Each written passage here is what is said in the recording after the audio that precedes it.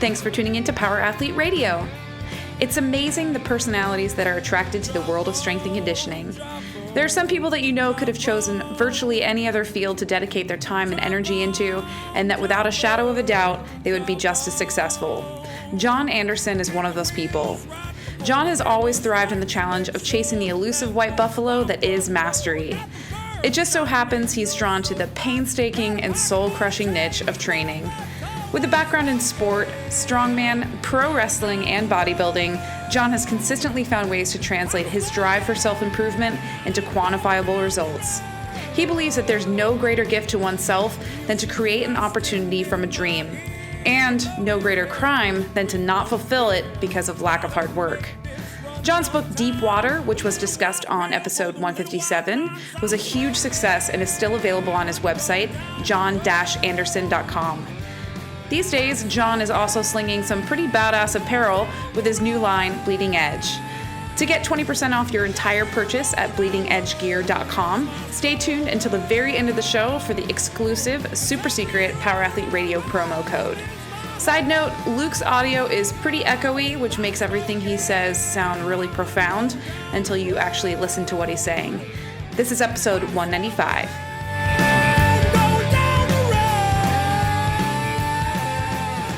Power Athlete Nation, what is up? You've got Luke and Jon here in Austin. Tex is over in Clutch City. We're in Hill Country.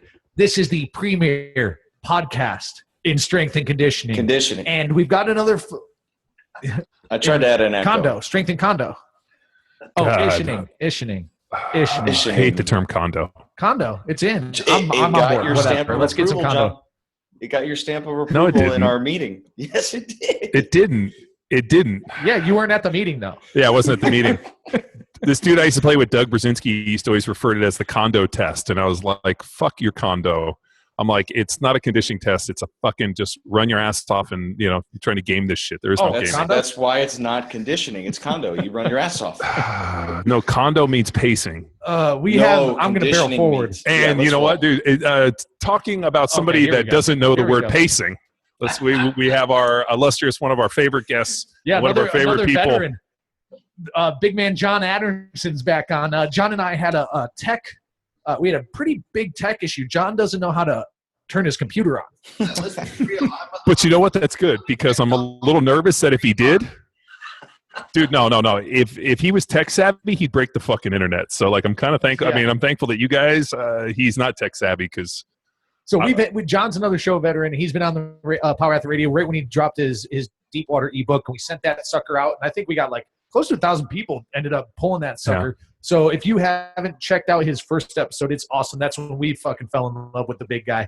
But Jon is he's a former wrestler, former strongman, always been in the Iron Games. Well, it was actually strongman, wrestler, now pro bodybuilder. Right, so there's an evolution. And is the only man alive who's never eaten a fucking carb. Well, no, he ate it when he was like 9 years old, and then he discovered protein. And you know what? Fuck every other macronutrient. So whenever somebody's like, because and Jon, I'm sure you've seen this, but there's like this whole like revitalize that you need carbs and like if it fits my macros and all this, and like anytime people argue, I'm like, I'm going to send you a link for Jon Andersen. He hasn't eaten a carb in like 30 fucking years. So go fuck yourself. It's not if it fits my macros, it's if it fits my macro. Well, that. And if you consume enough protein and you fucking train heavy enough and you just will yourself, you can fucking grow muscle. That it fits my macros is just a cover for I want to eat junk food. That's exactly right, bro. Dude, I always ask people too with the if it fits or macros. I'm always like, what's the macro for dog shit? Because that's right in there with it. And people are like, oh, but I need carbs for energy. I'm like, no, you either just need to drink more coffee or some fucking pre-workout. When someone says, oh, it fits my macros, it's the same profile of the person that tells you how big they are and what their body fat percentage is. And I think to myself, if somebody tries to tell me how great they are and what their body fat percentage is, I know they don't know shit, because body fat percentage means fucking nothing. If you're big, you're strong, you love the way you look, you could be 5% versus if you're 9%, you look like shit, you feel like shit. Who fucking cares what the number is? You know? Yeah, sure. No, I'm with you, dude. So last time you were on the podcast, you were prepping for the California Pro bodybuilding show. We had John on. All of a sudden, this person comes on, setting up the computer, and I was like, dude, Jon Andersen shredded. And then when all of a sudden the camera panned down, we realized it was his girl who was setting up the fucking camera. And I was like, I was like, yeah, because we couldn't see her face. We could just kind of see her shoulders and her chest. And I was like, Jesus Christ. I was like, dude, Jon Andersen's got cross striations in his fucking shoulders. And then all of a sudden we like see her face come down, and I was like, wait a minute, that's not Jon Andersen. And then all of a sudden you came on, and I was like, holy fuck. I was like, dude, this dude is so long story short, so we had a great conversation. You guys go back and listen to that podcast, but John was prepping for the show. Can you give us a little recap and just kind of you end up walking into the show. What was your body weight? How are you looking? How are you feeling? What was your expectation? And then what happened? So long and short of it is, I came off my rookie season really hot, and it was, my pro debut, my third ever bodybuilding show, and I podiumed. So I was like, fuck, I get this thing rigged, So of course I'm carrying a lot of momentum, and it's even more fun the fact that it was literally my third bodybuilding show was my pro debut. A lot of the guys in the back were like, didn't even believe, I was kind of joking, like, come on, Anyway, so I have that great rookie season, go tearing into my sophomore season. We had our podcast somewhere mid-flight in that prep. And in my mind, I didn't see it any other way than I was going to be somewhere in that top 5 in the podium again. Why would I not be? It's my second year. I know more. I'm bigger. I'm in better shape. Anyway, clearly there was, I made some mistakes. I fucked some shit up because I got my fucking dick kicked in. I mean, keep in mind, to me, getting my dick kicked in is middle of the pack. I think there was like 24, 26 guys, and I was like dead in the middle. And to me, that's the shits. Granted, at a pro level, when you're dealing with that type of competition, competing alone for most is what people dream of, just getting there. But at the same time, you've got to set your own standards. And my standards are, I want to do well for what I feel as well. And for me, I want to, being in the top 5 is doing well, not being fucking 12th. And so, anyway, long and short of it is, when I'm moving forward so fast, and I love moving forward, I sort of, people say, what is it that moves you? Forward progress, achievement moves me. That's it's like my drug. I can't sit and still too long. I start getting fucking twitchy because I want to get something done. I gotta do something to move towards my goal. However, when you get fucking kicked in the dick, sometimes you got to sit down and reflect. I don't really reflect a lot unless I'm trying to figure out where I went wrong. Obviously, if you reflect it, you reflect too much, you're to a certain extent, you could consider people who reflect too much almost like a method of procrastination or being lazy. I reflect when something goes wrong because I'm trying to figure out where the error was on my plan. So I looked all the way back to the beginning of I looked into my bodybuilding career. I couldn't really make sense of it. So I thought, fuck it. I'm going to look at my whole career all the way back to strongman. So, in all these careers, I went from basically being an unknown into a high level in a very short period of time, roughly less than a year and a half, 18 months, 15 months. Bodybuilding was like 9. So the long and short of it is this, I realized when I started to reflect that strongman, same thing. I get my pro card, I get in to start doing well, make it onto Team USA. We're out competing, and all of a sudden I'm looking around and I'm like, fuck, I'm competing with guys that have been doing this for 10, 12 years. I've been doing this for 18 months.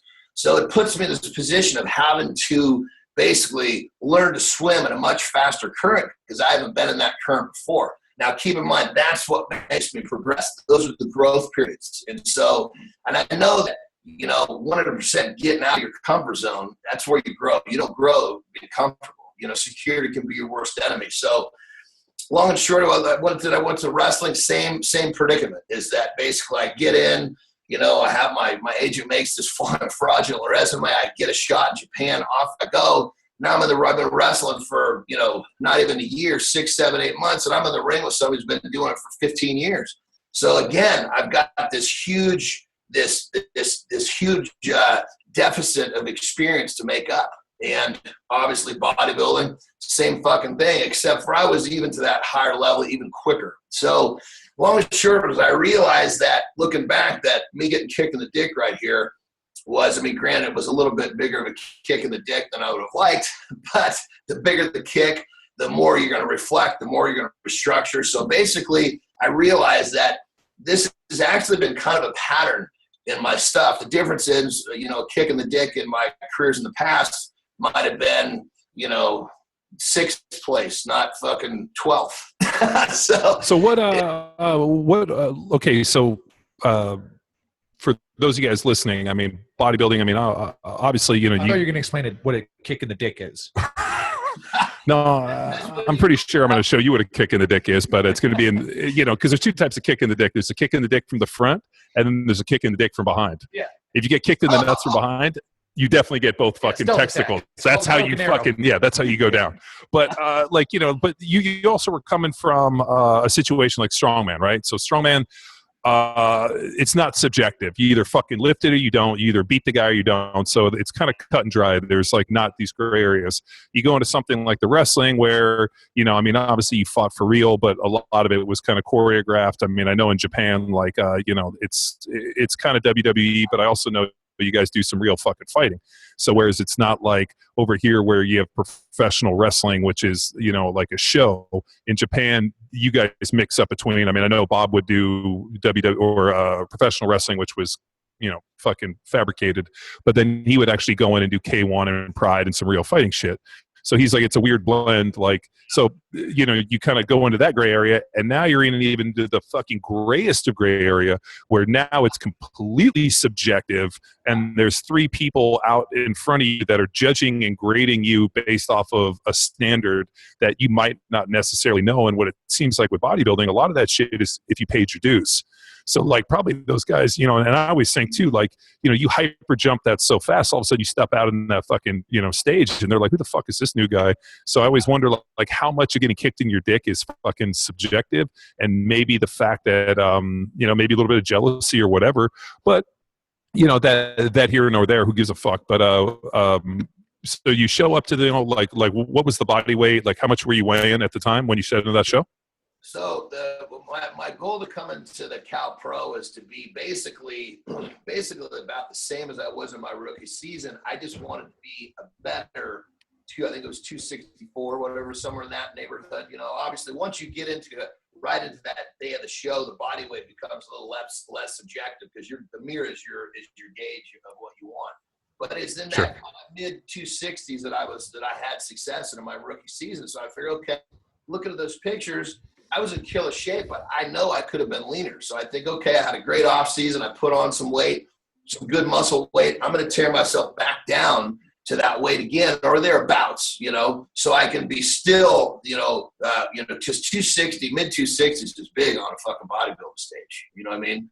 I mean, you got a ton of guys that are, high 230s, 240s.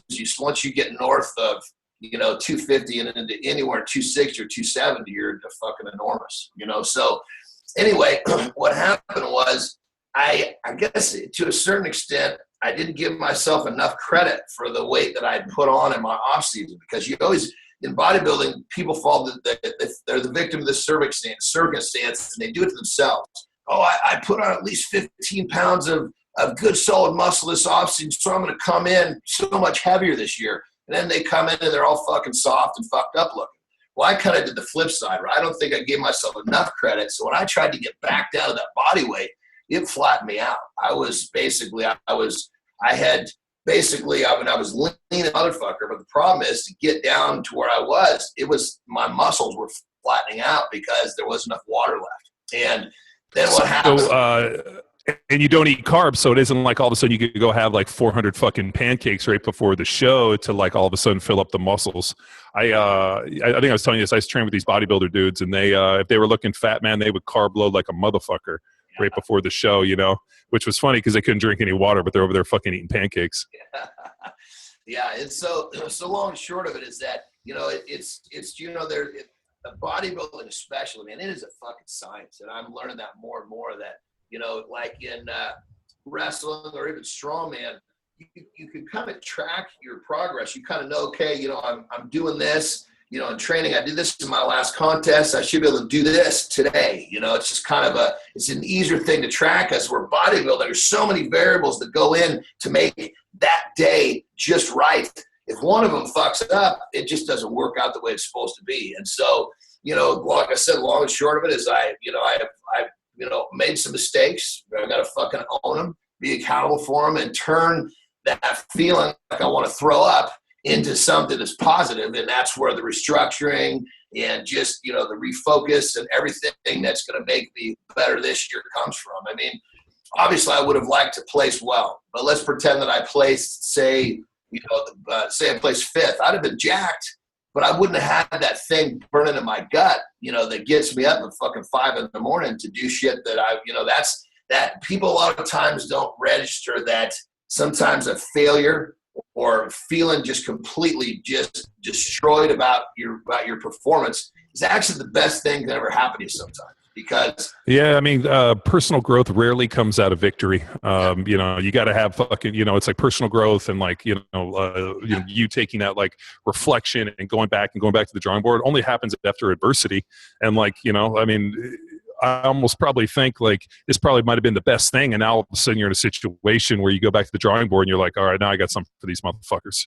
And, and then you probably, and then you basically have you done a show since then? Well, so I was going to say, let's continue on down the pipeline. So I came into Cal Pro. I was way flat. I was just, bottom line is I fucked it up, no other way to put it. So then I go from the following weekend, I go up to the Toronto Pro, and the Toronto Pro actually turned out to be this wickedly high level contest. I mean, there was, I think, I believe there was 8 people at that contest who were either at the Olympia that year or years in the past. So, I mean, it was fucking stacked with Olympians, which is pretty uncommon, So again, I come in looking better, but I still get my fucking dick kicked in, largely this time because this was the fucking toughest field I'd ever been in. So even though I got my dick kicked in again, second week in a fucking row, I did love the fact that I got to stand next to some guys, there was a whole bunch of them that were literally, they're Olympians. Those are the guys that have been to the place where I want to go or were there later that year. So of course, my burn in my belly just fucking gets even hotter, So I come home and, that's really after that second contest is where I really had the time to really do the restructuring. The judges told me after I knew I was flat at the Cal Pro, but at the end of the Toronto Pro, I came in a little heavier there. So I was closer to 270 and they said, you know what? You're a little flat. You can be a little fuller. And I thought, well, goddamn, that's great. That's great feedback. So and being fuller and being bigger is not, shit going down is the hard part. Coming up is fucking easy, So the third show I did for the year was the Golden State. And that was another show. So it was 2 months later. And so I came in that one. Fuck, I was big, man. I was literally on the stage at 280, So, I mean, so I was big and I was round. They said that this time I made sure that I wasn't too flat, but I went a little too far to the other side. So basically now my sophomore season, I had 2 where I was down too much and I had 1 where I was up a little bit. So I got to kind of find a way to bridge that middle, and I feel pretty confident about that this year because, I actually, interestingly enough, after that contest, I was like, fuck, I feel like I'm right here. I know it's in my sights. I feel like I know what I need to do. So I starting to get ready for the Frigno Classic, which is the end of the year. And I get a fucking blood clot in my leg and my leg blows up like the size of, easily twice the size of my other leg. So it was obviously clearly I had to withdraw from that contest, so basically kind of through and through my sophomore season, it was nothing but dick kicking. So what did they equate the blood clot to? Was it just, training, compression, flying? I mean, anything? So here's the interesting, when I go in there, I mean, I don't even know what it is. I just know that something's fucking wrong. I got this weird pain in my leg. So I go to the emergency room. It starts swelling pretty fast. And I know, okay, this is not something I'm just going to go to sleep, and wake up and have my leg fucking 7 times the size of my other one because it had doubled over the course of the day. So I get in there They took a look at it. They determined, I kind of tell them I had seen this little puffy spot in my leg, in the weeks kind of coming up to where it actually blew up, but I didn't think anything of it. Plus, I mean, it's probably not the smartest thing, but I was so in the fucking zone wanting to basically have that showing of my sophomore season that got me out of, feeling like I had just fucked the whole season up. So I was kind of just keeping it to the side, not really paying attention to it. And then as it started to get worse, and the leg started to swell. So I went to the ER, and the ER doctor, basically, they did a whole bunch they tested my blood. They did this. They did right away. They saw that my blood was thin. So my body was trying to get rid of something. But here's what he says really interesting. This doctor tells me that an average man will have somewhere in the neighborhood of about 10 to 12 heart attacks and blood clots that he will never know about it, because the body will basically take care of it on its own, which that was a really trippy fact. I was blown away.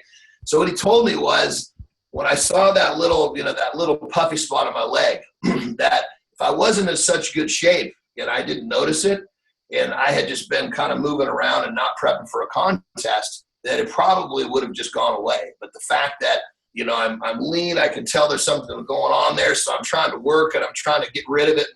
When I say not paying attention to it, meaning not going to get help, I'm trying to fix it on my own.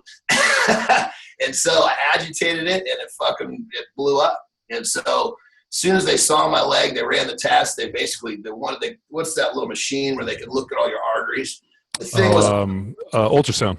Yeah, they found that the clot was quite a ways away from a main artery. So they said, look, it's not going to jump on one of these highways and fucking knock your lights out. So all you got to do is just be inactive. And I'm thinking, oh, fuck, I got like 2 weeks to my contest. So I'm like, Doc, talk to me here. Is this thing going to be gone at that, in a couple of days? He says, not likely. He said, this thing will probably take a week or two for the swelling to go away.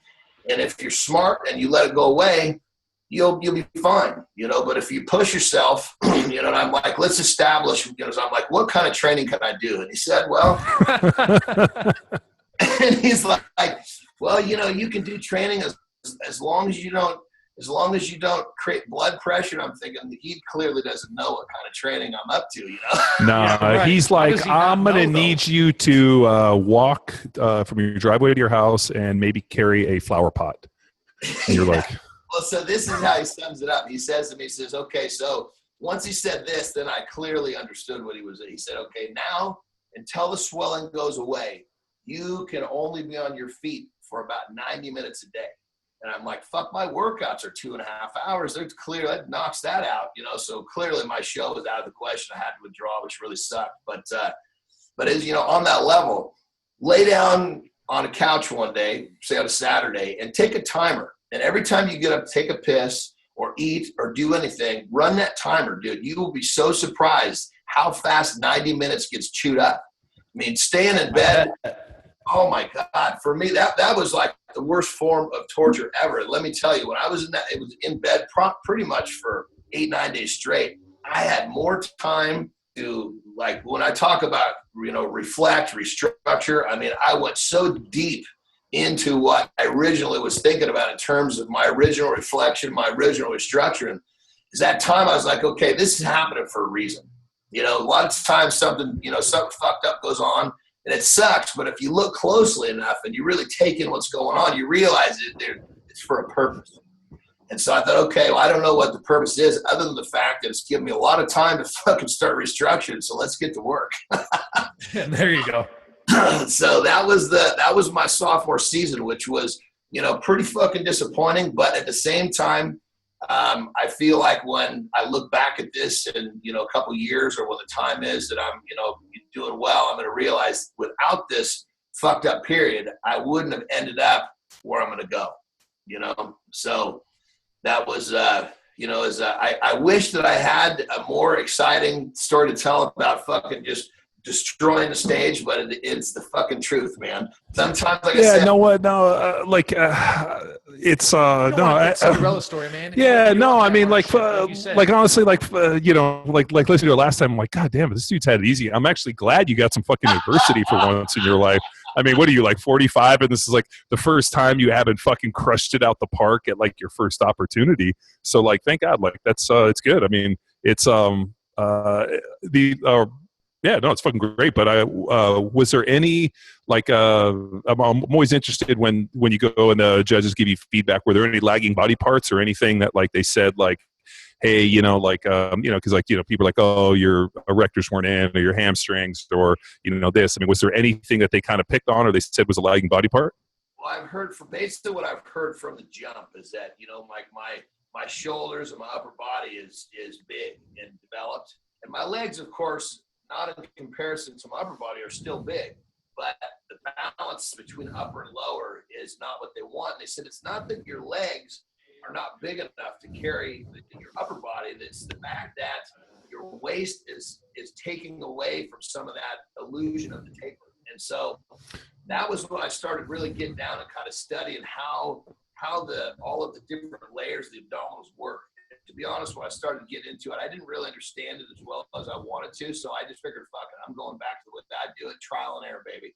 And so I started basically standing in the mirror and started to look at my torso and started playing with different ways to flex those muscles to manipulate how it would look. Now, like before, I had no ability to stand there and go through a series of kind of, I shouldn't say a series, but it's flexing a few muscles at a time and literally watch the sides of my obliques come in.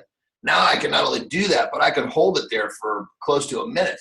So when that straight ahead shot is on, I can hit that, bring those fuckers in, that illusion is there. And so I feel like if this whole series hadn't happened, I would not have made the progress I had with my midsection. And, that's something that, I would, with that kind of problem and hearing that same thing over and over without some sort of a major step forward, those judges were going to say, okay, he came back with the same problem he had last time. So I'm very confident that with the progress I made with abdominal control, that it's going to be very clear that I've made the progress that they were asking for. And that's the things. I mean, a judge, when you talk to a judge, and you probably do the same thing in terms of like somebody asks you for advice and they don't fucking do any of it. It's like, fuck you. But, the judge, you ask a judge for advice and you do it, they're like, okay, he's on it. You don't do it, and the fucking guy didn't listen. Most people ask for advice because they're more looking for you to co-sign on what they're doing, and then when you tell them something that's contrary to for that. Do we ever think besides SSA cert attendees? No, I mean it's kind of just universal. I mean, people all the time. I mean, and I'm sure you get it too, man. We get all these emails. People reach out, people ask you these questions, and you give them like, hey, this is what I think you should do. And if it's not what they want to hear or what they want, then all of a sudden it's like they just go ask somebody else, or they argue with you. And I'm like, if you're arguing with me, then why the fuck did you ask my opinion? I mean, I got an email I forwarded it to you guys the other day about this guy who 26 years old, 174 pounds, CrossFitter. I want to get stronger. I got 3 kids. He's giving me all this other stuff. They're giving me all this pressure. What do you think? And I'm like, fucking either find a new gym or put some weights in your garage and fucking enjoy your kids and bang some weights and have some fun. Stop feeling fucking, grown men don't feel pressured to do shit like that. Like fucking man up and like, probably not what he wanted to hear. He wanted to hear like, no, it'll be okay. Just fucking, but that's what people want, dude. I mean, and that was the one thing that I appreciated about your deep water stuff was like, look in the fucking mirror and be honest with yourself. And it's like, the minute that you can take that honest approach and start realizing what's happening around you and make those conscious changes, but also, I always think it's a higher level of intelligence for the people that can not only learn from their mistakes, but also allow people to influence them so they don't go back and make the same fucking mistakes. Absolutely. And I remember my dad told me it's the dumb man that can't learn from others' mistakes and keeps making the same fucking mistake over again. So all of a sudden you go into a situation and now here you go to the judge and you're like, hey, this is the motherfucker judging me. What do I need to win this contest? And the guy tells you, you write it down and you're like, no shit, I'll put that on my wall and that's what I'm going to fucking do. But yet people somehow think they're getting tricked or like, no, I know better. And I'm like, dude, yeah, I mean. The judging's not fair. Oh, fuck, man. That's the voice of a fucking, of a person who is such a fucking loser. He doesn't have the nuts to make the changes to be a winner. Is bodybuilding like coming from like strongman, where it's like a bunch of big strong motherfuckers, you know, just going hard at it, and then even going into wrestling where you have a lot of those guys that are fucking in it. I mean, it kind of seems, and dude, I've only known a fair amount of bodybuilders peripherally, but now that you're in the mix more, is it the similar mindset to like athletes, or is it more like kind of prima donnas? Because a lot of the guys I met were like fucking more high maintenance than any girl I'd ever met. So I wonder like how many of those are like the fragile egos more so than like, you know, you go into strongman and the dudes are, you know, fucking break their arm, like, said it, let's get back out there. Other guys are like, you know, oh, my tan's not good, I don't want to step on stage. You know, the way that I see that, and I think this is my thought, is there's a little bit of a universal answer to this. And, you know, I'm very curious to hear your feedback from football, because obviously football is one of America's favorite sports. So if this exists there too, this will be interesting. So it's kind of like when you meet an athlete, whatever sport, if he's actually made it and established himself, then usually he's going to be very supportive of other people making it too. It's the people that are you know, down at the bottom, kicking and scratching, don't know what the fuck they're doing, and probably will never make it, and they know it. Those are the cocksuckers. Is that the way it is in football? Yeah. I lost the audio, but I can see you say 100%. Hey, can you get the audio back for me? Hold on. Okay. Yeah. Sorry. Yeah. Like 100%. When I was a young guy and like I was trying to learn my craft, I remember there were like, you know, dude that was making like $10 million a year. I mean, dude made so much dough. You know, he was more than happy to stay after practice and work. And, you know, a guy like Will Shields, who played like 14 fucking years of Pro Bowl and, you know, in the Hall of Fame, was like the first dude to like offer up a guy, be like, hey, try this, don't do this. Like he just was. And so like for me, like that was all the guys I was around. And so whenever young guys asked me or anything, I was always quick to mentor them or be like, hey, don't do this, don't do this. I remember playing with guys who wouldn't fucking do that, or even were kind of fucking assholes. You know, I remember when I went to New England my last year, I mean, you know, like the young guys were kind of cocksuckers to me because they knew I was fucking better than them. And then, you know, all of a sudden they're like kind of unfriendly. And I'm like, more than friendly. I'm like, hey, fuck, dude, you need a ride? Like, and they were, it was such a weird thing. And I always remember being like, dude, you know, I know you guys look at everybody as, you know, the potential that you might not make the team, but it's almost like when you're looking at that, you're looking at the wrong place. You need to look out like past that way. And I'm sure like similar deal, you know, for you go in there and these guys are like, fuck this dude. This guy's only been doing this for a year. And they're probably, I'm sure these guys were probably fucking salty assholes to you, where you're like, hey man, like high five, what's going on? Like so friendly that they're probably like, you know, so it probably angered them. Like I can't imagine the fucking anger that these dudes had. Well, you know, on that level, just like what you're saying of football, the guys that have established themselves that are basically, they put their stamp on bodybuilding, they're open armed. You know, it's the guys that are just kind of that cusp, you know, that they're still trying to feel established. I came into bodybuilding, I was established in 2 other sports. So I carried this positive attitude into bodybuilding, even through the 2 amateur shows I went through. And that's where you saw that shit, because the amateur shows is where everybody is, you know, you've got, I mean, fuck, at that point, you've got so many personalities, because any fucking derelict can fucking put a tan on and put these fucking bikini shorts on and walk out of the stage. Let me tell you, there's plenty of them who look like they didn't die today. You know, they were like, I've been eating pizza and beer and this morning, and they like, dude, but you know what? I got a sick fucking tan. I got these purple posing shorts, dude. Let's fucking get it rocking. My shit's purple. Let's go. You know, so, you know, but on that level, it sounds like it may be a little. It's probably a bit universal. And strongman was the same way. You know, strongman was, you know, when of course there's always, when I come in so quick, that's always a little bit of alarming to people, but it's the people that are already established that will immediately take me in. It's the ones that have maybe just gotten there themselves, like you're talking about some of the younger players in New England that were like, hey, I don't like the fact this guy's competition or what. Who fucking knows what's going through their mind. But the bottom line is that, you know, much like yourself, you know, when you're true to who you are, that's when people look at you like, you know, fuck, there's something different here, you know, because everybody can be driven by fear, by all these things that can be used positively. And if they don't know how to use it positively, it throws a really negative aura around them as a person. You know what I mean? So when you're scared, That's when you use, that's a fucking motor, man. That's like when you get that feeling in your belly, like butterflies are moving around, or maybe it's like a couple of for me, when I get really fired up, so that feels like a couple of fucking hippos fighting over a carrot in my stomach, you know? That right there, that is a motor, dude. When I feel that, I can get some fucking shit done. You know what I mean? So granted, it's a blessing and a curse, because usually you're right on the cusp and feel like you're going to throw up, but you know that you can do more at that time than you can do at any other point in your life. You know what I mean? But so many people have not connected. Well, like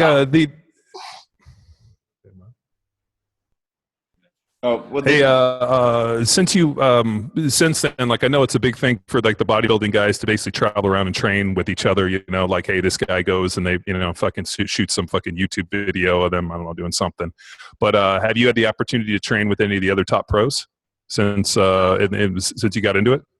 So this is an interesting question, because I still fight with the concept that we're talking about here. So when I first started, you know, actually probably you, and same thing back when you were playing ball, there was no social media. Self-promotion was heavily frowned upon. You know, if you promoted yourself, people were like, what the fuck is this guy doing?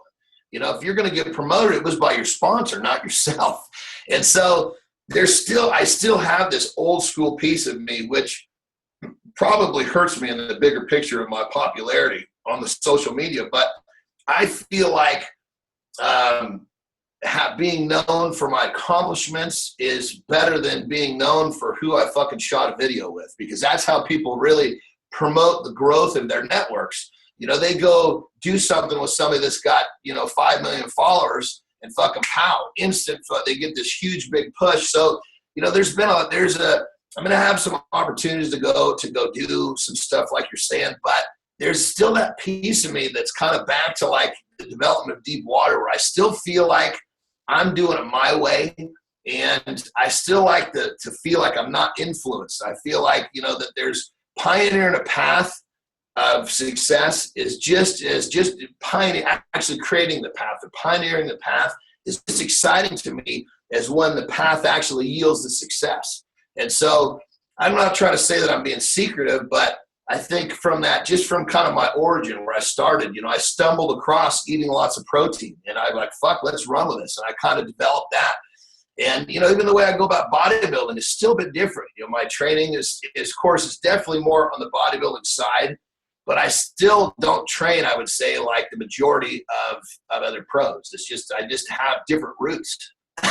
You know. So what would you like? Part of the reason I asked selfishly, I was hoping for a story of like some, like, you know, pro guy being like, hey, come in, and then all of a sudden 3 hours later, after you've not only buried the guy under the fucking gym, gone home, showered, ate like, you know, 75 meat patties, and came back and fucking dug them off to get through another workout. So I was just hoping for some like deep water, like kind of like, and I'm sure you have seen it, dude, like me, but like I remember watching Dorian Yates's Blood and Guts video. Did you ever see that, the VHS tape?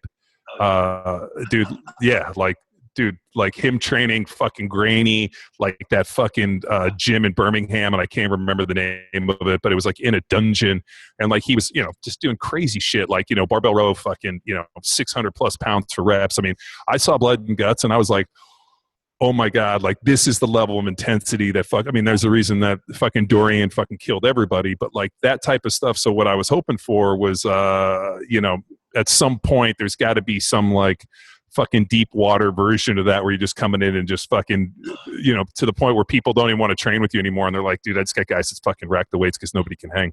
Like, you know, on that level, I don't know if we talked this last time, but I would say I probably have burned through more training partners than anybody I've ever heard of. I mean, I've had so many training partners, because anybody can kick ass for 2 months, 6 months, but who can do it for fucking 5 years at that level? You know, that even my lady, you know, she came to me the other day and she said, honey, I know that you're not built to do this, but I have to go on a vacation. I need to go and unplug. You know, she said, it's just, you know, our life moves so fast, I just can't do it anymore. I said, honey, I listen. I said, if you need to go unplug, do it. I said, you want to just not work for a week? Or do you know, she said, no, I need to get away from all this. She said, I can't unplug when you're running around here, 100 miles an hour all the time. And that's just that speed about the way I go about doing things is like, it's just who I am now. I'm conditioned to do things this way, So it's kind of a trip because training partners, I mean, they feel it full blown. I mean, I don't know if I told you the story. One of my buddies, when I did my first competition, he'd been a bodybuilder for years. And so I was told him at some point, dude, I'm going to do a bodybuilding show, just more of a joke, because first, I've known him for a whole long time. He's watched me through all my careers. And then when I was like, fuck, dude, it's time. I'm going to do this. He's like, fuck, this is perfect. He worked out me here and there. This is perfect. I'll do one too. We'll train together. So I trained. I did the Governor's Cup and he did the Contra Costa, which was a month later. And because obviously we didn't want to go head to head. And anyway, when we finished training for our competitions, he actually, first off, he won his overall, which he'd never done before, which was awesome. And then once the dust settled, about 2 weeks later, he calls me and he goes, I don't know how to tell you this, buddy, but I quit bodybuilding.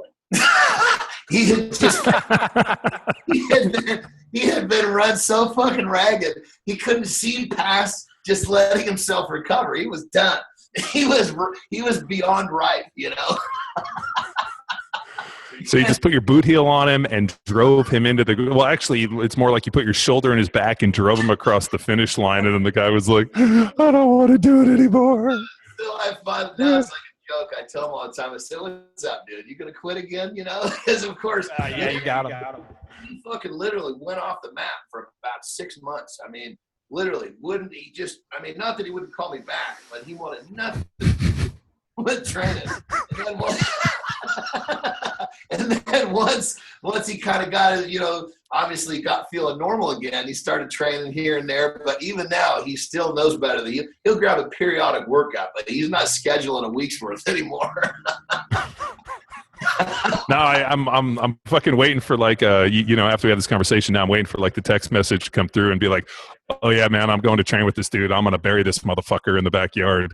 And dude, I always see on the YouTube stuff pop up, and it's like, oh, so and so's training with this guy, and you see it, and you're like, I just keep hoping to see how come I'm like, damn, I wonder why fucking John's never in any of these things, and I'm probably like, dude, these guys don't want that shit, I mean, because if you see it, there's some some fairly strong dudes, but there's this definite kind of weird, some strength stuff. But I don't know, man. Some egos can get shattered pretty easily. Yeah, and I think that's a big thing with those guys. I mean, they're all. I don't know if they're all fucking fragile, but I definitely know, at least from my experience, the bodybuilding guys I trained with were fucking fragile butterflies. They had a bad day and they all just wanted to go home and cry and eat a box of cookies. And I was like, dude, bad days are what make for fucking good days. If every day was a good day, how do you know what a fucking bad day is? Well, on that level too, what you're saying, it's very true, because especially when you go into a dieting phase where you're prepping for a contest, you pretty much know that you've got a fucking pretty long haul ahead of you of being tired, being fucking just all of the things that make you not want to do what you want to do. That's what you got. 4 months of that shit ahead of you. And so if you're not mentally strong enough to get through it, some shit you got to let roll off your back. Some shit you just got to fucking crack in the mouth and get done with, because a lot of times, and you hear a lot of guys will say this, they get to their show and their fucking life is in disarray because they were unable to cope with anything other than getting through the day with whatever they have for bodybuilding. So I mean, there's no question there. There's a big, what you're saying is very true, because, you have to be mentally strong enough to do whatever you got in your life. And for myself, man, I keep myself, I love what I do. So I got so much shit going on. Sometimes I actually have to, when I unplug, it'll be for 12 hours, not for a week. I just get to that point where it's almost like, literally just the other day, I came home about an hour early. I went in my bedroom, turned the fucking lights off, drew the shades, it was pitch black, pitch dark, locked the door, just laid on my bed and just waited for everything to disconnect, And, but, I'm pretty good with bouncing back after a little deal like that. Some people, they disconnect and they fucking start eating like shit. They don't train and they create this fucking hole they got to dig themselves out of. When really all you got to do is fucking toughen up for a few hours and let this shit pass, But fragile is a very good way to describe bodybuilders as a whole. I would definitely agree. Well, I mean, I wonder if it's like if it's the training, if it's the food, or even you think about the amount of drugs too. I mean, I'm sure you've seen like the one thing that always amazed me was some of the guys that whenever I would rap with them, some of the guys that took the most drugs actually looked the worst. And then you meet other dudes that were like, like I remember, I think I might have told you this, but years ago we were in Vegas with Bob Sapp, and we met Craig Titus. And that guy started, coming over, and I remember we were rapping with him, and he was so fucking open about all that stuff. And I remember looking at the guy and like the amount of stuff, and there was actually another pro bodybuilder who was pretty high ranked at the time was there, and he's like, that dude takes enough shit for one show that I take in an entire year. And I thought that was pretty fucking interesting. And he's like, you know what? It's all over the map. You have some guys that are like, fucking, take the pharmacy every day. And you got other guys that, do this. And he's like, it's all, based on some of these things. And, you think about, I always wonder, like, what's the contributing factor? And then also, how much of it's genetics or playing into it. I mean, you had such a fucking background of strength training for so many years of just heavy fucking barbells that the day that you decided to change it up, it was fairly easy. I always look at these guys and wonder if they don't have the base. They haven't built the base level of strength and muscle and density that tensile strength of just folding and fucking going through the crucible to effectively really have that shit, which is, only happens with time and fucking heavy weights. Something you said in there triggered my mind. I think both Flex Wheeler and Kevin Levrone have gone on record. And these guys are, Hall of Fame fucking athlete bodybuilders, their names will be remembered forever, and they both have gone on record about the state of today's bodybuilders, saying today's bodybuilders don't suffer enough. And largely it's because they think that there's some sort of a pill they're going to take that's going to eliminate that suffering when there is no replacement for fucking feeling like shit for fucking a month. There's no pill that is going to replace, digging yourself through the worst of times, because when you feel the worst, that's when your body's changing the most. Let's be fucking honest here. If you feel good, that's fucking wonderful, but don't expect to look a lot better in a month if you feel good the whole time. It's discomfort. It's all that shit that creates the growth or the loss, whatever it is we're talking about, So, going back to like Craig Titus, there's a whole breed of people coming through all sports actually that think that, that substance is the key to success, when it's the guys that learn that fucking painstaking hard work, how much progress that can make you. Those are the guys that don't turn into the abusers, because, the guys that never learn to hard work, they just think, oh, just take a little more of this, take a little more of that, and it'll fix everything. When there's no replacement for that. There's no replacement for hard work. It's almost like using the drugs to backfill. It's almost like they're trying to use the fucking drugs to backfill what they should be filling it with, which is fucking hard work. Like I always think, like, when we go to teach seminars, when I'm rapping on nutrition, I always ask people, like, what was the difference? Like, you show them a picture of like Arnold Schwarzenegger, like Arnold looks pretty fucking amazing, aesthetic, like, and then you show them like, the guys today, and I'm like, what's the difference? And everybody's first comment is drugs. And I'm like, nah, that's not the case, because they really haven't invented the new steroids since like 1954. So I'm like, the only thing that they figured out was that, like, and then you start talking about, insulin, growth hormone, and you kind of get into some of that stuff. But I'm like, but for the most part, like, what's the difference? And, and then people kind of go through, and the one that I'm always on is go back and watch Pumping Iron, or go back and watch any of those clips of Arnold and those guys training back in the day, and then watch some of the clips of how these guys are training today, and you'll see a fucking difference, not only in intensity, in movements, and how they're doing it. And like, and also, how those guys dieted, what they did, and like, there's some real fucking, like, you've seen it, dude. Like there's a reason Dorian Yates looked the way he did. There's a reason the way Arnold, and you see these other guys, and it's just like, it's almost as if it looks so fucking artificial because they haven't put the work in, and they've just almost backfilled it. You can tell it with the drugs. 100%, and it's you're so hitting it on the head.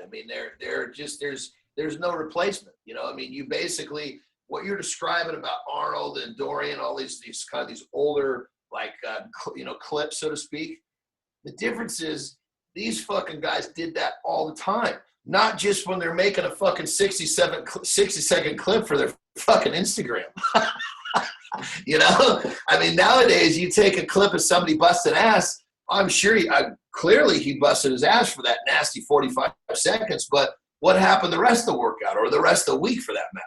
You know, it's like that kind of takes me back to where, you know, that old school mentality and thought process that if I had to choose what I'm going to be remembered for, it would be what I actually accomplished, not meaning in actual sport, you know, accomplishment, not fucking following or that kind of shit. Now, granted, now they kind of become hand in hand, but the bottom line is that there's so much of a difference between that person, the old school mentality, and that new school mentality. Like you said, they're backfilling. They're, you know, it's like they're trying to create this aura on their social media. But if you can see the difference between the guy that fucking lives it and the guy that pretends he lives it, you know? Where was this lost? At what point? Was it the dawn of Facebook, Instagram? Well, you know, my theory on that, and that's a great fucking question, brother. And speaking of which, I go into this in my next book, which is actually just finished in its rough draft state right now. And I'm a firm believer that it's all comes down to accountability. Our society, especially Americans, have lost accountability. And it comes nowadays, even like fucking parents will make excuses. The kid won't even have to make excuse for himself because the fucking parent's taking care of it for him. You know, it's like, if you can get back to, you know, being accountable to yourself, being accountable to your training partners, being accountable to, you know, your competition goals, being accountable to your sponsors. Now we've got some roots here that resemble what we used to see, as to where, you know, nowadays it's like, Jesus Christ. I mean, the people that make it, you know, obviously they have a pretty high level of accountability. They wouldn't get to where they've gone. But you talk to, I mean, God, I mean, you guys see it, I'm sure, in the gym. Everybody's got a fucking reason why they didn't do what they should have done. You know, the best thing you could do when you don't get it done is fucking say, I fucked up, but I'm going to fix the problem. You know what I mean?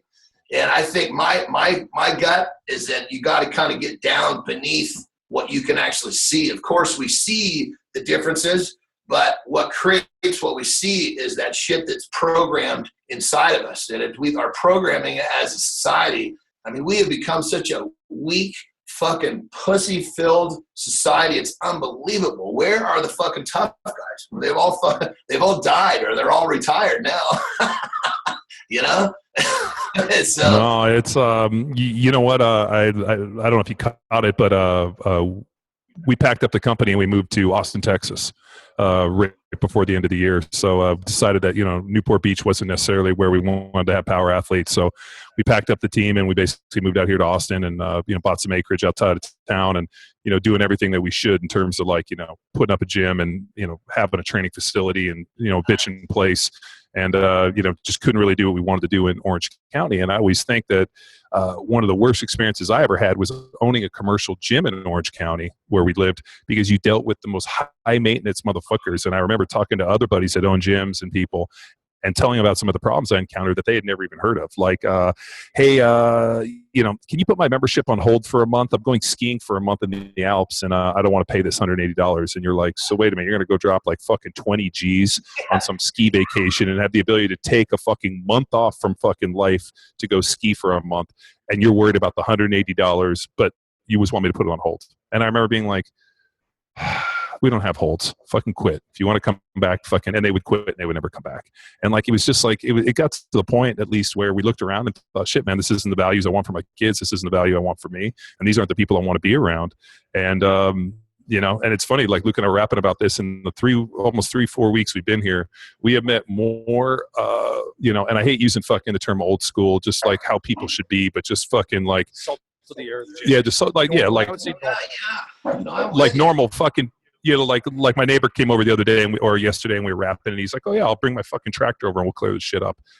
Dude, I was in fucking Newport Beach for damn near, I think, like 14 years. And I remember I was driving down 17th, which was the main drag to work, and there was a lady whose car had stalled out. She'd run out of gas. And people were literally driving by, honking and giving her the finger. And so I fucking pulled in, put on my blinkers, popped out, knocked on her window, said, what's up? She's like, oh, I ran out of gas. I'm like, no problem. How long you been here? Fucking 20 minutes. And I was like, so you've been in this car for 20 minutes? And I'm like, what's going on? She's like, oh, people just keep honking, give me the finger. And all I said was, put it neutral. And I fucking pushed her car into a spot, and she's like, and I was like, she's like, oh, thank you so much. Can you offer me money? I'm like, I don't need any fucking money, but and I'm like, so you were here fucking 20 minutes blocking traffic. Not a single person got out of their car and helped you to fucking push, and all they did was honk and give you a finger. She's like, yeah, and I'm like, and I'm like, I'm the first person that came up. I'm like, yeah. I'm like, no problem, dude, you're good. And I got my car and drove away. And my car was sitting there, fucking blinkers on, and people were honking at me, and I wanted to like literally throw a fucking bat through their windows. But I'm thinking to myself, I'm like, that's just a small little glimpse of where we were, and and I think it's like a weird sense of entitlement where we would have a gym where people come in to train, they'll be like, yeah, I want to lift weights, I want to train, but I don't want to get bulky. And I'm like, I don't even know what the fuck that means. I'm like, yeah, like it was so fucking weird, especially for disconnector. People be like, oh, I'm injured, I can't train. Oh shit, what's wrong? And they're like, well, I'm hurt. I'm like, fuck, I broke my leg. And I was casted 3 weeks and played 17 weeks on a broken leg in the NFL. Like, I was fucked up. Like, are you hurt like that? No, my shoulder's a little sore. I'm like, oh, okay. So, like, it's just fucking perspective. And I think, like, like what you're talking about is I think that people, because everything's so automated and everything's so easy and you have somebody to do everything for you, that people no longer understand the value of that hard work and putting it together because everything's done with the press of the button. Oh, I mean, you are, oh my God. I mean, that is so, if we could take all these fucking weak-minded, pathetic motherfuckers and line them up across, if we had the space, because God knows it'd be a fucking line that'd wrap around the world. And if we could actually somehow get them to engage in an activity, truly commit to it enough to understand how good it feels to achieve something you didn't think you could do, they just to look at the other side, I bet there'd be a pretty good percentage of them that would decide that the way they were living was fucking horseshit. But it's almost like totally. Kids of today, they're programmed that, it's like, I mean, so in my training facility, I have, a lot of student athletes come in. I love helping speaking of which, one of my kids got a full ride to Cal. Oh, fucking congratulations. That's fucking, dude, see, that's the shit I love to hear, man. Like, all these people are like, oh, I PR'd my this, I PR'd that. And then all of a sudden I hear something like, hey, man, this kid got a scholarship to Berkeley. That's fucking great, dude. Congratulations. Yeah, so jacked for him. And even better, so one of my other kids that he won the year before, plays for Arizona, obviously Pac-12. So they play, and they're probably going to both start this next season. So they both play offense. So they're playing at Cal. So I'm going to be able to go to the fucking Cal Stadium and watch both these fuckers that I helped work hard and understand how to deal with the discomfort and the pain and work hard enough to achieve it.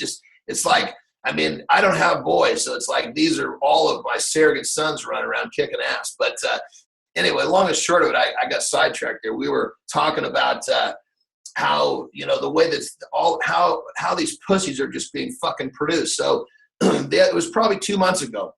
I have this kid that comes in with his dad, and I knew the kid not too well, but I knew him enough through some of the other kids at my facility. I knew he's a tough enough kid. He can easily swim in the fast current we have there. And so talking to his dad, and the kids kind of walk around looking, and all of a sudden the dad starts going into the spiel of, well, he can't do this and he can't do this. He starts laying down all these fucking excuses for the boy. The boy catches this in his ear, walks behind the dad. So picture this. I'm here, the dad is here, and the kid is behind the dad, right? And the kid's looking at me and he's going, don't believe him. His dad was making so many fucking excuses for the kid. I mean, I think you go who knows fucking why. It's really not important why. The bottom line is, it's like these parents are becoming, they're just producing these fucking excuse-making, non-accountable pieces of shit, And that's where it's our society is being bred. Well, but I mean, I'm kind of thinking like, why are the parents doing this? Because I mean, I don't raise my kid this way, and I got 3 of them.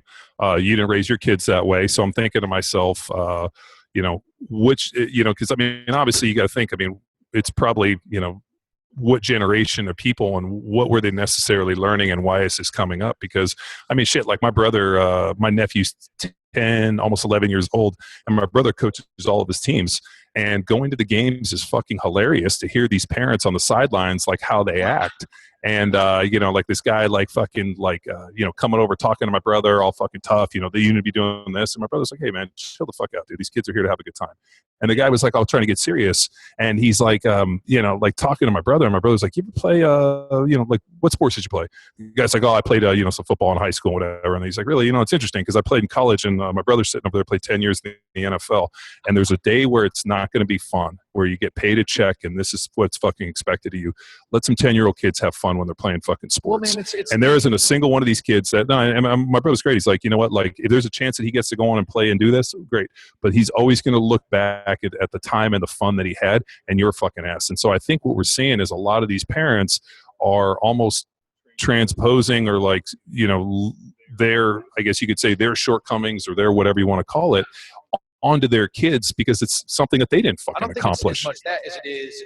There's going back to the echo chamber concept, and that you know, people believe there's this illusion of power and that their fucking opinion matters in their own little world because they have 400 fucking followers who like their opinionated statement, and it's empowering to them, and they get this, they believe, oh well, then if my fucking opinion matters, then I must be an informed individual, so I'm going to go up to fucking Ed Wellborn, my fucking 8-year-old kid's coach, and tell him, you know, I got fucking, my opinion counts. So and I know my kid is better because I'm an authority on this. I raised the kid. He's my because DNA. And I watch some YouTube videos, or I read a book. It's the illusion of power. It's the illusion of education. Well, it's the illusion that your opinion matters because there is this supportive echo chamber of douchebags who probably all go through and auto like your shit just so you don't fucking. Well, so there was a pretty good deal.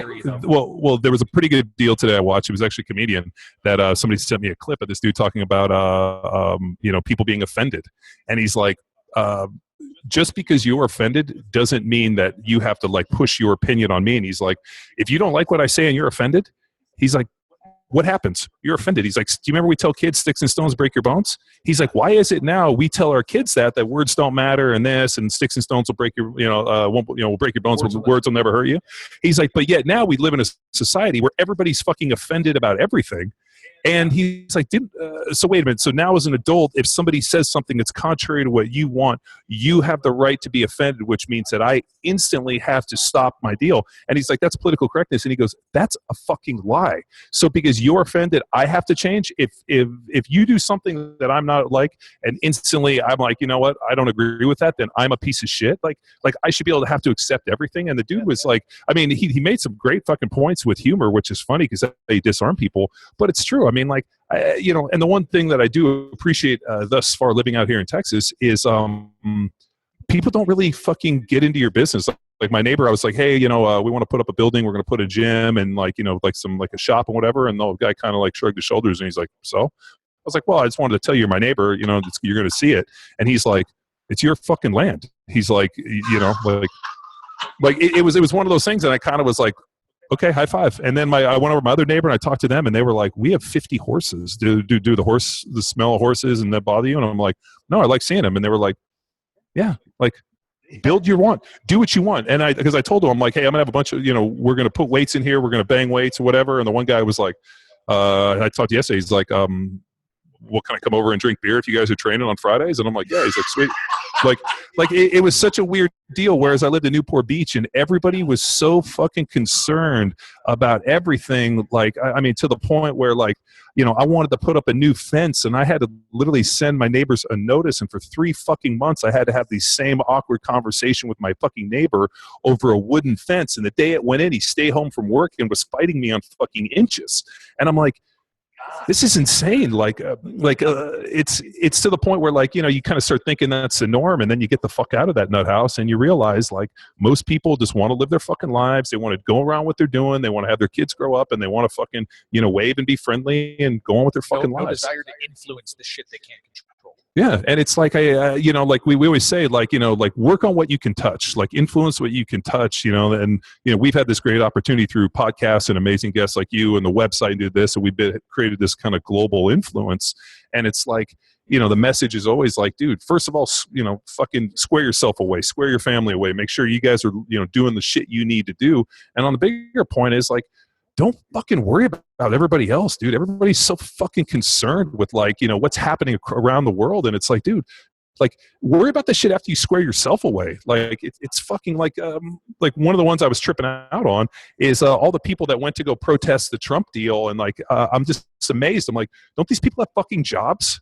So they were able to get on a plane and fly out to fucking hold the sign, and this level of emotion just blew my fucking mind. I'm like, don't these people have work? What the fuck do these people do all day? Like, if you told me, you're like, oh yeah, you know what? I took a week off from training. I flew to DC so I could fucking hold a sign at the Trump fucking inauguration. Like, if you told me that, I'd be like, there's no way. There's no fucking way. When I see those people, I think to myself, okay, you're going to spend all this effort. Why don't you take that effort and do something that fucking helps, not something that just clusters the fucking problem?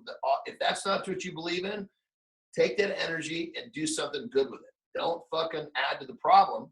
You know what I mean? It's just like the perspective on how people see it. You know, like you said, you're always worried about what everybody else is doing. You know, you fucking take care of yourself. You make yourself happy. The fucking people around you are going to be happy. You know, everybody's so fucking concerned with, oh, he's doing this, she's doing that. What about yourself? You know what I mean? Have you really fucking squared yourself away?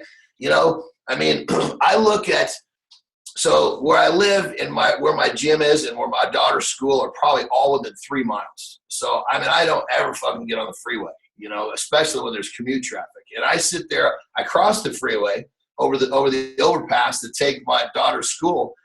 And I look at these people in their fucking cars sitting in bumper to bumper traffic, and they do it every fucking day. And I think to myself, how do these people not understand that they allowed that to happen?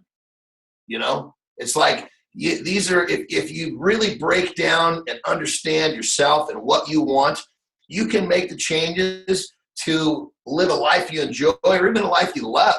And it would be, if people could get to that, it would create a ripple effect of positivity.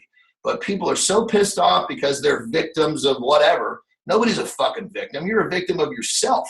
You know what I mean? And it's just like the whole thought process of, like you said, getting on a fucking plane to go be a part of some fucking big negative thing. That doesn't even, I mean, I would rather fucking, oh Christ, I can't think of, there's a billion things I'd rather do besides something like that, you know? It just doesn't make sense. And Luke, you know, you kind of hit it on the head a little bit. I mean, the idea that because we've effectively expanded our reach and now everything's so globally accessed through a fucking social media or a phone and all this. I mean, like I always joke with my pop, who's fucking going to be 80 this year. But I remember as a kid waking up and my dad on like Sunday morning, my dad would get up early and he would go read the fucking LA Times cover to cover on Sunday. And then we would sit there and over the course of the day, he would tell us about what he read or whatever. There's no way you got your news. If you woke up, I mean, you know, he didn't watch TV. So you read the fucking Sunday LA Times. That's how you got everything. And his funny point he made to me once, he's like, you know, you guys have so much access to information at every step. He's like, do you think it's a good thing? And I was like, what do you mean? I was like, I watched you read the paper. He's like, yeah, one day on Sundays, I woke up early and I read the paper. He's like, other than that, I worked and we didn't really concern ourselves with what was going on. One day a week is what I invested. He goes, you're investing into that shit every 2 or 3 minutes, every time you check your Twitter, your Facebook, social media, and all this. And he goes, it's globally plugging you in. And he goes, it's really preventing you from doing exactly what you need to do, which is be successful. And I remember he said it to me and I was like, God damn it. Once again, you know, you think you're 10 steps ahead and then these old guys will break you off a little knowledge, like my neighbor who's 87, who literally I'll just hang out and I'm like, he's like, I'm going to give you a little bit of knowledge. I'm like, don't worry, I'm writing this shit down, because that's the perspective, you know, to be able to hear this. And like, you know, like there was a time where people actually, you know, got their hands dirty, put in a hard day's work, and they didn't concern themselves because they didn't have fucking time to. And I think what we've effectively done is we've created so much access and like simplification and quick and this and this. And I always joke, man, like the more technology you get, the less time people have. Like I'm sure you run into people be like, oh my God, you train like this. And you're like, yeah, like I don't have time to do that. And you're like, well, wait a minute. You have a cell phone, you got a fast car, you got all these other things. What the fuck do you have time for? And I guess, you know, going back to what people can be either time destroyers or time creators. And if, like you said, if you get sucked into all this mass media and all the fucking social medias and stuff, it is an absolute time destroyer if you don't know how to manage that properly. I mean, think about, people go through their day and they're always late, they're always this, they're always that. It's because they're not time is a commodity in today's life. It's not like, before years and years ago when life was simpler. Time was not such a tight, it is literally a currency. It's a commodity nowadays because there's, like you said, there's just too much access, and if you don't learn how to manage, keep your eye on what's important and keep what's not important at bay, you fucking basically living your life running from fucking putting out fire to putting out fire. It's crazy. Yeah, man. So I guess it's not the information's fault. It's how we're processing the information. There's no objective. You go in, and you find the shit that falls in your ruts, and you grab onto it and you run with it fucking 1,000 miles an hour. And Aunt Lo put an interesting little, it's just a butthurt thing. And so how you should handle butthurt and shit like that. And, it's like, be prepared to engage and debate. Engage in debate. Like, who does it better than you and me, John? Like, be prepared to throw an opposite opinion at, listen objectively, and prepared to have your opinion or your mind changed. That doesn't fucking exist, man. It's like people are staying firm. It's what we go back to what we talked about earlier in the podcast, where people come and ask for advice, but they already have a preconceived notion of what they want to hear. And when it doesn't, I'm sure that people come to Jon Andersen like, hey, I need some nutrition advice. You're like, great, I'm going to need you to eat 400 grams of protein, and that's it. And they're like, but I want to eat carbohydrates. And you're like, well, no, there's no carbohydrates in there because carbohydrates are fucking weakness. And the person's like, well, wait a minute. No, I don't want to do this. And you're like, then why did you come to me? You knew that I eat fucking protein. Or it's like, do you have a 2-day-a-week workout program? And you're like, deep water is fucking every day, bro. There's no fucking kiddie pool for 5 days and then deep water for 2. Like it's funny. Like that's what I what I appreciated about your book was the mindset. Like it wasn't the sets and reps, and that's what people get so jiggy on. Like and we get hundreds of questions about people being like, well, you want this? Well, like, what if I do it this way or this way? And they squat weakness. Yeah. Like we were, for one of the programs I put in Star Shrugs, which is just basically like load up a heavy fucking barbell, and I want you to basically power shrug it. And the guy was like, well, should I stay connected or should I drop? And I'm like, if you can stay fucking connected to that barbell for 15 straight fucking power shrugs, it's either not fucking heavy enough or you're doing it wrong. Because, dude, when I load up fucking 400 or 500 pounds of power shrug, as I'm bringing it down, it crashes into the fucking scoops, and I got to repick it every time. And the guy was like, well, which is it? And I'm like, what the fuck can you do? And if you do it one way, next time do it the other way. Like people are so blinded by the minutia. And at the end of the day, it was like, did you go as heavy and did you go as hard enough as you can? And by the end of it, were you thinking to yourself, there's no way I could have done this for one more rep? And if that's what you can tell me, then you know what? You fucking entered the realm of what I need you to do. If you lead there, and I get this all the time being like, well, that workout didn't seem that hard. And I'm like, really? Because I scooped myself off the floor of it. I guess you have a different level of intensity, or you count your fucking warm-up sets as fucking working sets, which drives me out of the fucking world. Because what you said is so correct, because, especially in a workout, you can have the most fucking, like, per example, let's say where the topic is squatting to fail. One person squatting to fail and another person squatting to fail are going to be very different. If you can truly actually push yourself to the point when, you go and you're coming up with that rep and you're fighting with all you got, and about halfway up it sticks and it literally just slowly pushes you back down and you're giving it everything you got. That's very different than a guy who gets to 11 reps and said, God, I don't know if I can get the next one, and puts it away. So, the workouts are what you make of them. Truthfully, you, especially if you're dealing with any training protocol that pushes you deep, that gets you, because obviously you're going to train the muscle, then you're going to train, you start to tap into the central nervous system. And then if you go beyond that, you're training like your aura, your spirit. There's nothing left to give. Most people don't have a fucking clue what that is, So what you're saying, you do a workout and it fucking crushes you because you're clearly, I mean, you've been a successful high-end athlete. You understand what pushing yourself means. When the armchair quarterbacks of the world think pushing yourself is an 11th rep, when, you know, most people do 10, I'll do another one. God, that was almost failing. Of course they're going to walk out of there thinking that was easy. You know, it's like, here again, it's like you can be accountable to what the principle or the spirit of the workout is, or you can not be accountable and not get shit in return. You know, and that's basically what you're saying. You know, your workout, the workout you did crushed you. This other fucking guy, so it wasn't that tough.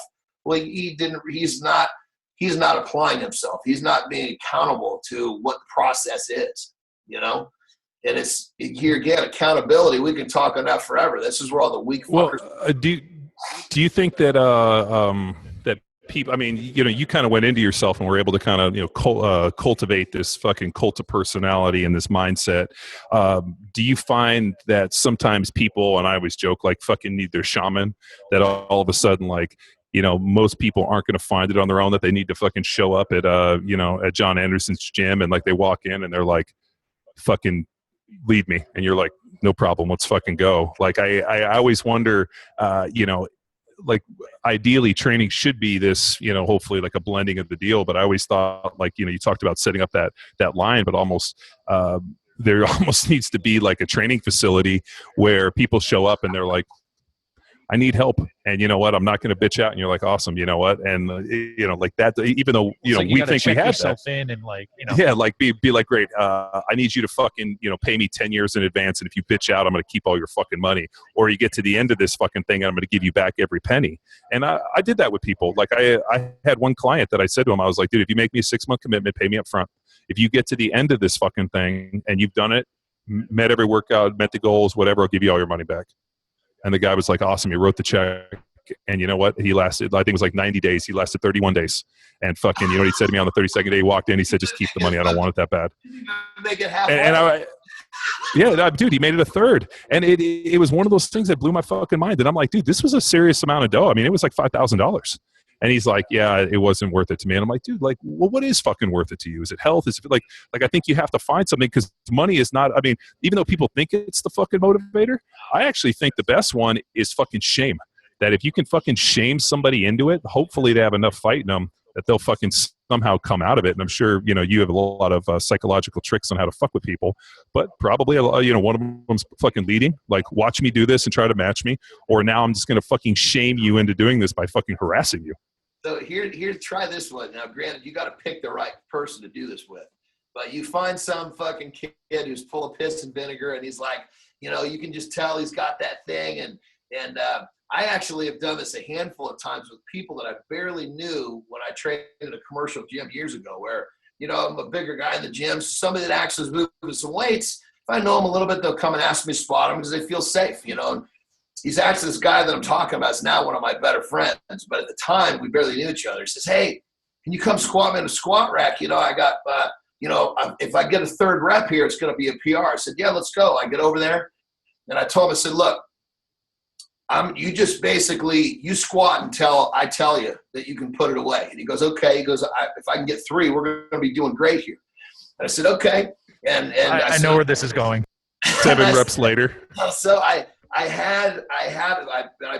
literally had him by the chest, and he's walking out. And I said, "You're my command." And so he goes, 1, he gets it down, boom, cracks it. 2, gets it. You know, you can see he's fired up. You know, I can kind of see around his head in the mirror. He's got that look like, fuck, I'm gonna get this extra rep. Boom, nails it. I said, okay, 1 more. You know, and I just kept pulling 1 more out of him. 11 fucking reps this guy did with 405. We racked it. He slowly crumbled to the floor. Stayed there for about 10 minutes. It literally, he didn't put his weights away, stood up, grabbed his gym bag, and walked out of the gym. But the coolest thing about this, we actually became really good friends after this, and he actually became a training partner of mine, because I took the world that he saw in one dimension like this, and I fucking went boom, and all of a sudden he's like, fuck, there's 3-4 dimensions to all this shit. It's like people don't see what that other side's like until they actually get pushed into that world. They don't fucking know how good it feels. You know, so you got to try that. Get some fucking kid that obviously can't be someone who's going to hurt himself. But someone that can handle getting pushed. But you got him by the chest, and I was telling him, I say you can. I said, you're going to squat until you fall down, or when I tell you it's good to put away. And he got that 11th rep, and he probably could have had another one, but he was so beyond what he'd ever done before. It was a life-changing experience for him. It really was. Jon Andersen, I got a quote for you. The unexamined life is not worth living. So that's Socrates, and I've just been that popped in my mind throughout this conversation. Was he a bodybuilder, power lifter? Does he do according to all the images, Socrates is pretty ripped. So, he did, and he rode around in a toga. But surprisingly, I've known more than one person that's had that tattooed on them. Really? Yeah. That and then Live, Love, Laugh, I believe, was the other one, right? Yeah, and a butterfly of the small of the back was another big one. Those same people. No. Actually, that's a fucking dude. The unexamined life, man. The ability to push somebody past what they thought was possible. You know what? I'm thinking we almost need to do like a series of recordings with Jon where they're just daily affirmations. And then what we do is we set up a website. Somebody pays like 99 cents, and every morning you get a fucking recording texted to you. That's Jon Andersen giving your daily fucking mission. And just to keep everybody honest, we throw like every 8th day in. Jon Wellborn comes in and knocks you back down to reality. John's I'll be like, and on the 8th day, you are a fucking sack of shit. Put that fucking cupcake down, you motherfucker, and we're gonna get going. Isn't that your Instagram now? There was a podcast that I had for about a year. I had a little sliver where basically I would create a recording each week and I'd send it in. They would just pre-record and play it. But the intro was basically, it was just like you're saying. It was me giving some sort of an inspirational saying or spiel. Never very long, but the intro was me saying, this is Jon Andersen. You better put a fucking life jacket on because I'm going to take you out of some deep water.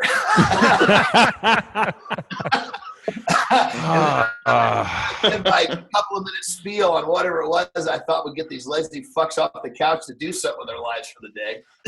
So is that still out there, Jon? Where do we get? Yeah, we might need that audio clip. I was thinking actually, my little boy's 10 months old. I should just ship him out now. Just put him in a fucking bassinet and just send him out in the water, and hopefully he finds his way to fucking Jon Andersen. Or maybe just put headphones on and have Jon Andersen, just. No, this was part of our deal, man. Like to move, we got some acreage, and it was a big thing for me is that I wanted my kids to not only take part, but like part of the work stuff. Like you got to take care of the chickens, or they're going to see this, or they watch Daddy go out and do these things. It's just not a stroke a check. But like a big part of that stuff is like realizing that people fucking work hard, and I think. When we were sitting around, and we, always kind of talked about it, and my wife's like, we live in Newport Beach. Like, this isn't for fucking us. And I was like, you know what, you're right. And surprisingly, like that was the one thing that kind of struck me a little bit about out here is that people actually do shit for themselves. They just don't call somebody on the phone. Like something breaks, you go fucking fix it. You got to grade your own shit. You got to have your own tools and your own this. There's just not always somebody to do. And, I kind of appreciate that. And you know what? And also some of that, training philosophy of hard work and putting those things in. You just got to create a fucking environment where, and dude, I've said it a million times and I tell people this all the time, like nobody's coming to save you. Like Jon Andersen's not standing around the corner ready to like fucking put his arm around you and be like, don't worry, bro, I got you. I know you're fucking out of shape. I know you're not liking this, but dude, just follow me over here. Like that shit doesn't happen. Yeah, like, if I'm talking to that person, I'm going to say, yeah, hurry up and finish up throwing up and get back to work. That's how I'm going to save it. I'll pull you. Yeah, and I'm sure people all the time are like, is there an easier way to do this? And you're like, surprisingly, no. I wish there was. Not that I know of. Yeah, not that I know of. And that's what? Worth doing. Exactly. The unexamined life. And no, it's fucking great, dude. So what's the goal this year? Fucking win the Olympia? Oh fuck, man! That is for sure. Getting the Olympia is definitely in my future. Obviously, getting myself into the point where, because I'll be honest, there's no question in some of the trials I went through this last year, my rookie or my sophomore season, that obviously the experience of the guys that have been doing it long enough, they understand the formula well enough. They can find that place they need to be to have that great day for performance, or the 2 days if it's the Olympia. And there's no question that part of my hiccup and my reflection was that I'm so new to this. There's so many things that have to align just right to give me what I need to be at that upper echelon level, that, being in this thing more and competing more and finding that thing is a piece of the puzzle. So I think actually what I'm going to do here this year is, so I had I don't know if I told you guys, my original coach was Achim Albrecht. He's a German guy. He was an Olympic competitor in the mid-90s. He's been, I think he was like 5 or 6 Olympias straight. So he's a pretty, very, very high level bodybuilder. Speaking of which, that's one of the things that I've been telling, one of my new sayings. I think you guys will dig this, because the word coach is just fucking running rampant. Anybody with a keyboard can be a coach. But I say to people, do not follow the advice or take a coach unless that person is or has been where you want to go. And Achim is that guy. He's old school. He's very hard edged. We don't get along very well, but I think that friction actually helps create, that great outcome. And one of the things that I kind of looked past a little bit was the fact that, okay, I really take a lot of pride in being that pioneer and finding my own path and doing things my own way. And I love the creative process but that last little dial-in part of a bodybuilding competition is something that I don't have the actual knowledge base for being in such a short period of time. So I'm going to bring him back on board for that last part of coming in, because that was one of the mistakes I made in my sophomore season. Was I just got a little fucking, I got a little ahead of myself and thought I had the fucking program rigged, because, his protocol for the contests I'd worked with him was pretty straightforward. But just because you see how someone does it doesn't mean with 2 years of fucking experience you can do it yourself, because obviously it's not just training hard and dieting right. That last couple of days is all about, sodium and water. And, for me, the load is even tougher because I'm not fucking eating a bunch of sugary shit, So I think this year, I'm going to bring him back on board so that I have someone to basically dial me in for that last little bit, because that's part of my reflections. I realize that I need that expert that can see what I'm missing and what I need to add, what I need to do to make this whole thing work to reach my goal. I'm fucking 45 now. I don't have another 15 years of this shit. Well, I was going to say you got to be one of the older competitors. And when you were talking about it's good that you're fucking highly motivated and don't like to waste time. And, but like, you're actually at the point now where I think it's Masters Mr. Olympia, which I know you probably wouldn't do because that would be a fucking kick. But like, there are guys that are competing in the Masters stuff that are probably younger than you. Oh yeah, absolutely. Correct? I figure 100%. And this is my thing, is that like with my other sports, I don't want to be that guy that gets fucking run out. Once I realize that I can't compete at the high level and actually get in there and compete, then I'll choose to take the step down. So, if I decide that I want to continue to bodybuilding, I may turn the corner and have some fun with the Masters, but I'm not taking that step unless it's clear to me that Father Time is just fucking has caught up to me too much, And at this point, with especially being so new to bodybuilding, everything, all the changes, the training is different, the dieting is different, my discipline. My discipline in this bodybuilding venture has skyrocketed. I actually, after that whole series of the tough sophomore season, I eat out of my fucking containers like I'm still dieting. Now, granted, I'm a little looser with my diet, but I'm keeping that regimen the same. So when I fucking push the button and my dieting starts, there's no shock. So, I'm pulling out all the stops. I'm trying to make sure that I carry as much momentum in as I can, because I don't want to have to look at myself in the fucking mirror one day and say, you know what, dude? I guess the open division is just out of your reach now. And the one thing that I will not live with is the regret of feeling like I didn't do everything in my fucking power. When it's all over and I got to fucking shift and I got to do something else or go into the Masters, if I can look myself in the mirror and say, you know what, dude, if I have to think that I could have done this or could have done this, I will not live with that. So when I look myself in the mirror, I'm going to fucking know that I fucking broke myself with the opportunity that I created, because to create an opportunity that's a dream and not to fucking put yourself fully in it is an absolute crime in my book, you know? Fuck And yeah. I guess speaking of the book there, John, what's this new one that you got coming out that's in draft? Let's say our listeners they read Deepwater, and if they haven't, people go to episode 157. That was John's previous podcast with us. It's epic. And on that 157 post, you can submit to get it kind of an email copy. But John, what's round two, or what's this next book about? The new book is basically called, the title at this point, it may massage a little bit. It's called Feed the Cycle of Greatness. And basically what it does is it kind of goes, so Deepwater was some inspirational stories, some training tales, some programming. But what it didn't do was help the people, like in this book, there's a section on how to create first, positive patterns, which will eventually turn into positive habits. There's different techniques to start creating discipline if you feel like you lack it. There's a section that talks about, okay, before you're going to be successful in anything, you've got to look yourself in the mirror and you've got to understand who you are. If you don't know your strengths and your weaknesses, how are you really going to use what you have to your greatest potential? So it's kind of like, I guess to summarize it, it would be kind of coaching people on the things that you can't see. That makes sense? It's all the things that, people know, okay, there's my goal. And people say, yeah, okay, now do all this hard fucking shit to get there. But if the person's not programmed properly, he's never going to fucking make it down that rough pathway. So this book is kind of like uncovering the things like when, earlier I said, these people that are sitting in their fucking cars, in traffic, they allowed that to happen. People don't think that way. They just think, oh, they're a victim of circumstance, So we go into all sorts of the stuff that's under the surface. Accountability, knowing yourself.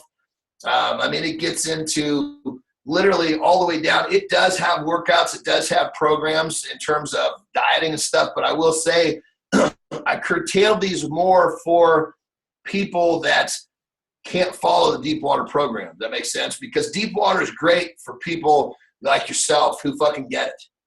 But for the people that don't, it's a fucking stretch for them to even have a fucking chance at what's in that book, So this book is kind of more, this book is more geared. Yeah, I guess in essence, they probably should have come out in reverse order. I was going to say it's the path. Because, people, like you said, man, they need somebody to light it up. They need to say, hey, man, here it is. This is how you get there, and this is how you progress into it. And I think what's interesting, we find this all too often, is that we look at everything almost too complicated, and it's almost like, you probably looked at Deepwater and thought, this is fucking great, and then all of a sudden you got in there and we're like, wait a minute, hold on, people can't figure this shit out. I got to go a step further and simplify it even more. That it's just not this idea, this mindset, but like, how do you cultivate a positive mindset? And we had our symposium recently, and I did a talk that was basically the change. Be the change you want to see. Like, if you want to see a fucking change, start with yourself. And like, what I got tired of is everybody was always kind of like pointing this way. And I'm like, dude, how can you, how can you tell somebody like, hey, do this if I don't do this? And it's like, you need to be doing this. And I just got pissed off listening to people. Everybody was like, you. And I'm like, dude, it needs to start with a me. If I'm the change, then you fucking take notice, and then you fucking see my ripple more so than me just trying to cast stones and create a fucking little ripple. Because it just blew my mind. And like, it's, and part of it hit at a good time with just what's going on within the political front, what's happening in this country right now is like so fucking confusing to me. I just can't figure out where people's fucking mindset is. And like, I just am like, we were talking about being offended. I'm like, dude, no matter what you say or what you do, somebody's going to be offended by it. And that's on them. I'm sure somebody listening would be like, oh, I'm offended by what Jon Andersen had to say. I don't know what he said, but I'm offended by it. And be like, well, you know what? Jon Andersen's not fucking changing his message because somebody is fucking offended by it. Then you know what? Turn it off. We're grown adults. You have the ability to fucking hit the off switch and not do it. Or you fucking listen to it. And like every other adult, you listen to what somebody has to say and you know what you want, and then you compare and contrast, and you fucking have an intelligent middle ground, or you find a middle ground, or you walk away, and it's like, go to Jon Andersen's front door, kick it in, and try to be like, listen, fucker, I'm going to show you what's up. I got 27 fucking pizzas. Don't advise that, but I got 27 pizzas, a pound of, or a gallon of ice cream. We're going to eat this motherfucker because you know what? Your protein ain't working anymore. And you know what? Like, anytime somebody's always like, carbs this, I'm like, I just forward them your shit. I'm like, listen to our podcast. Jon Andersen hasn't had a carb in 30 years. Speaking of, he's pretty good. I don't know, Tex, if you've had this problem throughout this podcast, or John, you, but because so for the listeners, we have like a split screen up here, and I keep confusing myself for John. Like I feel like we have the same traps and shoulders. At one point, when we were on mute, I like looked at Luke and I was like, I think his traps have traps. Dude, you look fucking good, man. Jesus, his John's traps almost like a cartoon. Well, I mean, dude, like you're kind of getting into that cartoon level. Here's, people say, let's say they'll say, how do you do that? And I say, okay, let's break this down to a simple factor. Okay, let's start off with a day. If you do all of the things every day that it takes to create something great, and you actually have the fucking nuts and the backbone and the stones to fucking do that for a decade, you're gonna be fucking pretty goddamn successful in whatever the hell you're doing. So yes, it's simple, but it's really fucking difficult. The question is, do you have the fucking balls to get it done? And so, when people say, God, you're consistency. You're in shape all year. You look this, and it's because I fucking live the life, dude. I'm in fucking bed by 8:30, 9 o'clock every fucking night. I eat 8 times a day minimum. I mean, I train. If anything, now I'm to the point where my mind is stronger than my body, where I actually have to make sure that I've given myself proper rest time, because when you stay in groove, in discipline so long, it's almost like just taking a small step out. I'll have a fucking panic attack because I realize my fucking clock is ticking, and I'm not going to waste a fucking minute doing anything other than keeping my efforts working towards the goal. Here's a great fucking little deal. My lady says to me, she says, if someone looks at your life that doesn't know you very well, what they don't see is that even when you're doing something, say where you're relaxing or having fun or whatever, it still somehow leads to the goal. And that's exactly what I'm trying to get at here, is that if you truly live your life with the essence of everything you do somehow connecting back to where you're trying to go, you're going to fucking make some goddamn progress, And sometimes, you got to, sometimes like your support groups are really fucking helpful. Like my lady is unbelievable at supporting me. She allows me to have some of the extra time to put in some of the extra dues that it takes to get where I want to go, And sometimes the joke is I tell her, because she knows I'm in a groove and that's it. There's no pulling me out. And so I'll say to her sometimes, I say, will you please just agree with me so you can be right too? I was going to say the only person or the only people you've burned more training partners out of has to be significant others, girlfriends, or wives, because I was picturing you saying that to Ashley. Just agree with me because you can be right. That's right. Yeah, that's I'm trying to help you be right. Hurry up and agree with me. Well, hey, John, we're about that time, brother. So people, it's been 2 hours of fucking keep awesome. your eyes peeled on John, man, and go back 157. Check him out. I'm looking at Texas sent me over your Instagram. Is it the Jon Andersen IFBB Pro? It's the _Jon _Andersen _ IFBB _ Pro. It's a lot of fucking underscores. That is, bro. We'll link it up. Yes, we'll link it up, guys. And John, hey, keep us posted. I gotta say that every time we get on your show, we fucking burn through 2 hours like it's fucking 10 minutes. It's because we're having just like that, bro. We're having a fucking ball and we're spreading positive messages. I fucking love it. No, man. The only sad thing is that we haven't got to hang out in person, and we're gonna fucking remedy that because dude. I mean, we always have a great time. It's always one of my favorite shows and one of the best for the listeners. So I'm just sad. We'll remedy that in 2017. We'll get together. I love it. Cool. All right, brother. All right, amigo. Be good. Take care. Thank you, sir.